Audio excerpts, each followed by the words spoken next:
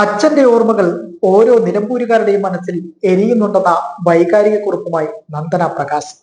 നന്ദന പ്രകാശ് ആരാണെന്നല്ലേ? മലപ്പുറം മുൻ DCC അധ്യക്ഷൻ BB പ്രകാശിന്റെ മകൾ. നിലമ്പൂർ ഉപതെരഞ്ഞെടുപ്പിൽ സ്ഥാനാർത്ഥി നിർണയത്തിന് പിന്നാലെ സമൂഹ മാധ്യമത്തിൽ പ്രത്യക്ഷപ്പെട്ട ആ മകളുടെ വൈകാരിക കുറിപ്പാണ് ഇന്ന് ഇപ്പോഴത്തെ ചർച്ചാ വിഷയം. 2021 നിയമസഭാ തെരഞ്ഞെടുപ്പിൽ നിലമ്പൂരിലെ UDF സ്ഥാനാർത്ഥിയായിരുന്നു BB പ്രകാശ്. തെരഞ്ഞെടുപ്പ് ഫലം വരുന്നതിന് 2 ദിവസം മുൻപായിരുന്നു ഹൃദയാഘാതത്തെ തുടർന്ന് പ്രകാശ് മരിച്ചത്. LDF സ്ഥാനാർത്ഥിയായിരുന്ന PV അൻവറിനോട് 2700 വോട്ടുകൾക്കാണ് അദ്ദേഹം പരാജയപ്പെട്ടത്. BB പ്രകാശിന്റെ തോൽവിക്ക് കാരണം കോൺഗ്രസിനകത്തു നിന്നും ആര്യാടൻ ഷൗക്കത്തിന്റെ നേതൃത്വത്തിലുള്ള ഒരു വിഭാഗത്തിന്റെ വിഭാഗീയ പ്രവർത്തനമാണ് എന്ന ആരോപണങ്ങളെല്ലാം അന്ന് ശക്തമായിരുന്നു. ജീവിച്ചു മരിച്ച അച്ഛനേക്കാൾ ശക്തിയുണ്ട് മരിച്ചിട്ടും എന്റെ മനസ്സിൽ ജീവിക്കുന്ന അച്ഛന്.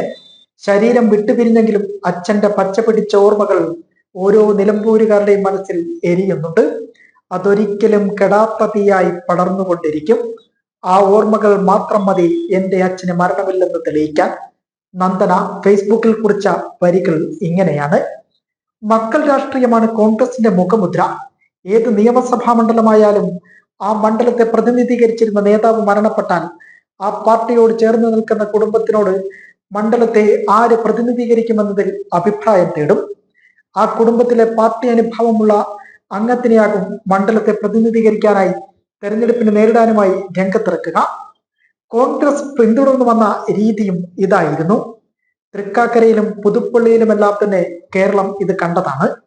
ഇത്തരം ഒരു സാധ്യത നിലനിൽക്കവെയാണ് BB പ്രകാശിന്റെ കുടുംബത്തെ മറന്നുകൊണ്ട് നടത്തിയ സ്ഥാനാർത്ഥി പ്രഖ്യാപനം മലപ്പുറത്ത് നടന്നത്.